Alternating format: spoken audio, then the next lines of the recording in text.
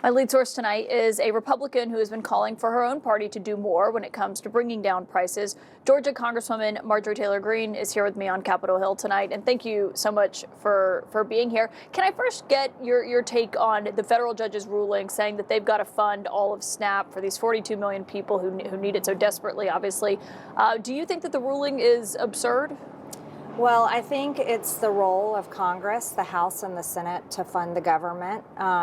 And I don't like I agree with the Vice President. I don't like the idea of judges taking over our role. However, to follow that up, I am absolutely appalled and disgusted at this standstill between Democrats and Republicans in the Senate. Caitlin, I voted to fund the government on September 18th. We passed the CR out of the House. And here it is today, November 6th, and this is still going on. And so it's true that the Democrats can fund the government, fund SNAP, and all of the programs at any time by voting for the same CR that they have voted for over and over. But at the same time, Republicans can use the nuclear option just like they did to get through the president's nominees. And they can go through the filibuster, and they can also fund the government. And I think this is hurting the American people, and I think it's hurting Congress and our ratings most of all. Well, and we talk about these flight cancellation. Delta, obviously, in Atlanta, in your home state, has the biggest hub, the busiest airport in the world also. How worried are you about what it's going to look like for people starting tomorrow with these flight cancellations? I think it's going to start looking like chaos, really. Many people are very worried about this. It's causing a lot of anxiety. Many people are already struggling, day to day, month to month with the cost of living. It has remained high. It was 9% inflation under Joe Biden in 2022. I give the Trump administration credit. They've kept it around 2.5% inflation, but that's still not helping Americans. And with this upcoming crisis with health insurance premiums skyrocketing, I think this is like a 5-alarm fire. And to me, it is incredibly embarrassing, and I find absolutely pathetic, really, that all of us are not here in Washington, D.C., working every single day to make sure that we can get the government open, but also solve the problem of affordability for the American people and come up with a good solution once and for all for health insurance. Yeah, when the president says there's virtually no inflation and that grocery prices are going down, do you agree with him on that? No, I go to the grocery store myself. Grocery prices remain high. Energy prices are high. My electricity bills are higher here in Washington, D.C. at my apartment, and they're also higher at my house in Rome, Georgia, higher than they were a year ago. So affordability is a problem, and I'm a mom. My kids are 22, 26, and 28. That's the generation I worry about the most, and they're having a very hard time. But when I go back home and I talk to many of my constituents, I'm hearing stories of not only are we having a really hard time affording groceries and rent and things like that, but I'm also hearing stories about people maxing out their credit cards just to afford their monthly expenses. So when the president says that it's not that affordability hasn't been fixed, it's that people and Republicans aren't talking about it enough. That seemed to be a takeaway of his from Tuesday night's elections. Mm-hmm. You disagree with that sentiment? I think Tuesday was definitely a referendum on how leaders in this country are leading. And I believe in America First policies. That's why I campaigned for President Trump and have supported him as long as I have, and I do support him. But I want all of my colleagues to come through in action in supporting America First policies. And I think the American people showed that on Tuesday. You're not going to convince them to go to the polls and vote by bailing out Argentina. And you're not going to convince them to go to the polls and vote by continuing to fund foreign wars and foreign countries and foreign causes. You're going to get them to go to the polls and vote when you show up to work and actually fix the problems that they face every single day. And so, one thing that the president said there, and I'm sure a bunch of your constituents and a bunch of people in Georgia shop at Walmart and go there. Mm-hmm. The president keeps talking about the Walmart Thanksgiving meal where they put everything together that you buy for the holiday, that it's less expensive under him than it was under President Biden.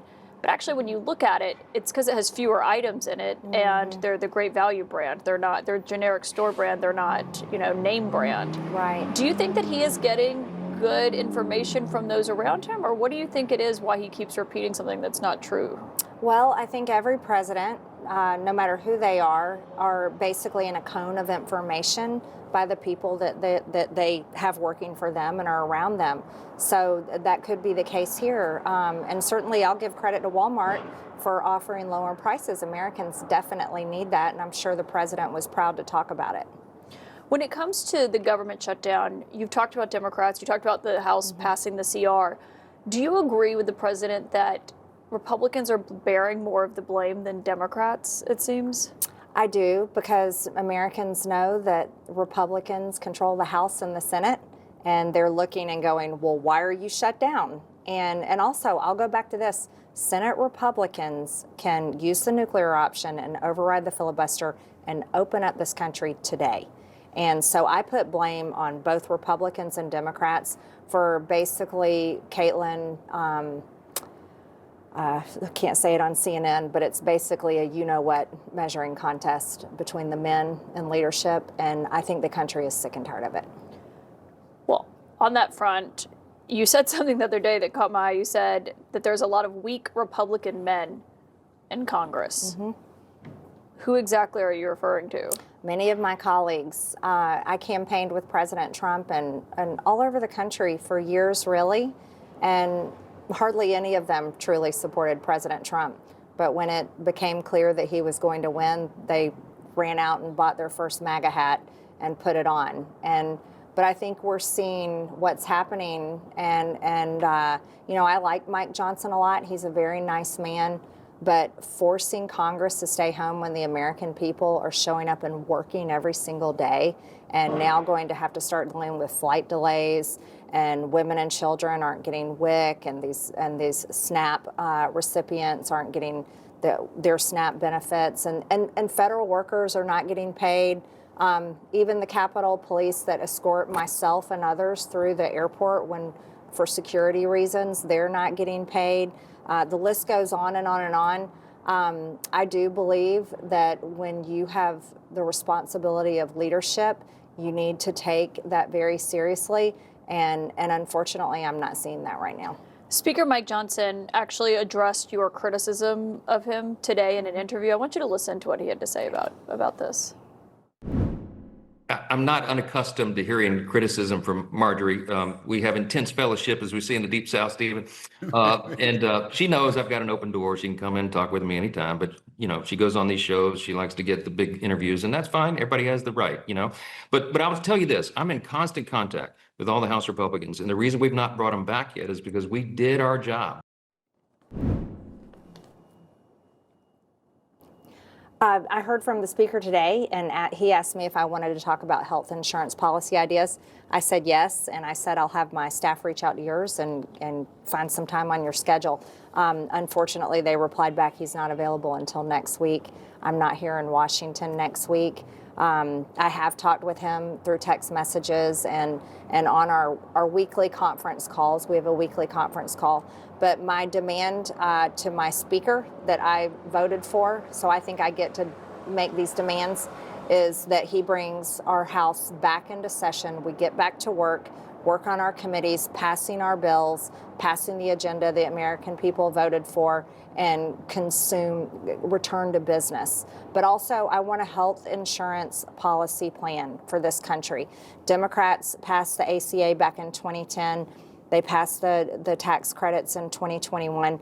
They're expiring now, and every single American can tell you health insurance is absolutely unaffordable, and it's a crisis. And so I will continue to demand these plans. People push back on me and say, why don't you introduce a bill yourself? I certainly can do that, but the only person that brings the bills to the floor is the Speaker of the House. And every member of Congress will tell you that we've got stacks of bills that we would love to get a vote. And I don't think that would solve anything. Do you have healthcare policy proposals to bring to Mike Johnson? I've been spending the last month talking to many experts in the field, but Mike Johnson keeps saying that he's got pages and pages of policy ideas. He tells that to the press every single day.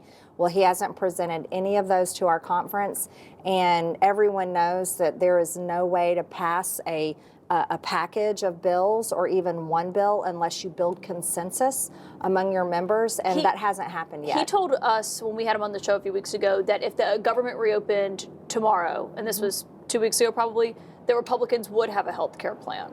Do you believe that? No, because I haven't seen it yet. And earlier you praised former House Speaker Nancy Pelosi to my colleagues, Wolf Blitzer and Pamela Brown. It might surprise a lot of people to hear you praise her time as Speaker. Do you think Speaker Johnson fights as hard for your side as she fought for hers? You know, I praised her because she did fight for her side. Do I agree with her? No. Did I vote for her bills? I did not. However, I respect her greatly because she accomplished more for her party than I've seen our Speaker accomplish for ours.